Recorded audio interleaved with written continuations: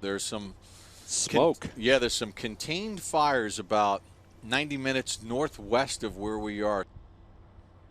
While at the Barracuda Championship, Tour players Joshua Creel and Jonas Blixt experienced U.S. Forest Service fire prevention efforts firsthand. Well, welcome, fellas. This is the Tahoe National Forest. We're going to do a quick 1-mile hike out to a viewpoint. I'm going to show you what a treated forest looks like and what we're trying to achieve here in Northern California on national forest lands. You see Smokey Bear and you think maybe it's an antiquated message about only you can prevent forest fires, but quite honestly, people cause 90% of the fires. They still remain the biggest problem. Taxi for a 2-9 departure. The long-standing effects from a devastating fire could be detrimental not only to the environment up here, but to the livelihood, to our economy, and to our commerce with places like North Tahoe and Truckee. You can see where the Angora fire started. It ran parallel to Tahoe Mountain, the ridge line between Fallen Leaf and Myers, and it just ran right where this green is.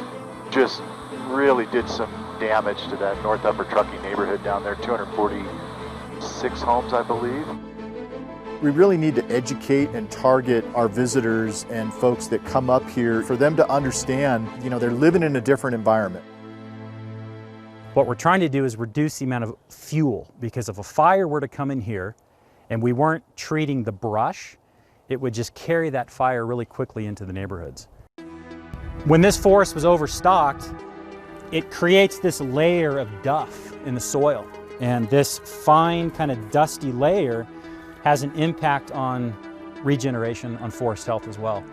What we're seeing is just catastrophic fires that are moving so quickly and beyond any historic pattern that we're really trying right now all across California is let's treat those lands adjacent to communities first, fortify those places, and then work from there.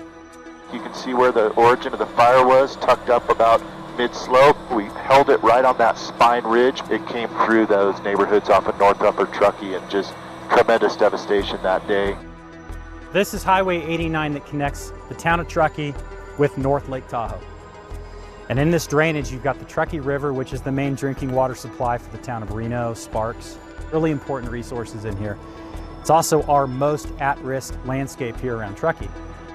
We've got some of the densest forest stands. We've got high potential for high rate of spread fire. This represents a huge priority for us to get this treated in the next 3 to 5 years. It was cool. It was very informative. A lot of things I didn't know. I had no idea that they take out those massive trees so that if a fire does come through, these small ones will burn up and not get up into the canopies of the big ones, so that forest will bounce back a lot easier than it would if it was heavily wooded and everything went up in flames.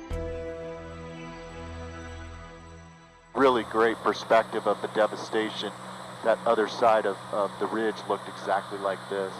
And it'll be generational before it ever comes back. Yeah, it was all green with heavy timber, and then it's all gone. Yep.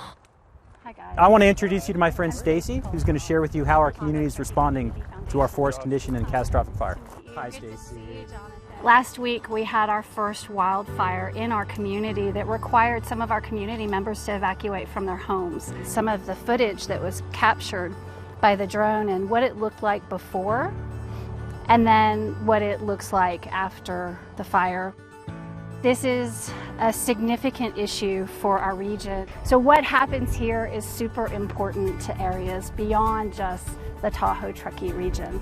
We can't stop fires, but we can at least mitigate their damage. So we have been on the forefront of raising dollars that are flexible and nimble to work with partners like Jonathan and the Forest Service and our fire districts and a handful of important nonprofit organizations that are doing the work so that we can begin to address it systemically as a community.